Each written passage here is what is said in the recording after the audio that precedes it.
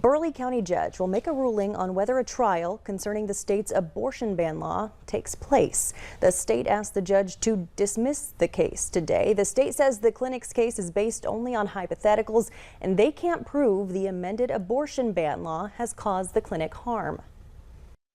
So what they're asking this court to do improperly is declare an entire statute facially invalid based upon no real facts, hypotheticals, on unknown circumstances. Attorneys for the clinic say the case should move forward because the facts they plan to present can only be done at trial. They say the law is vague, which leaves physicians in limbo.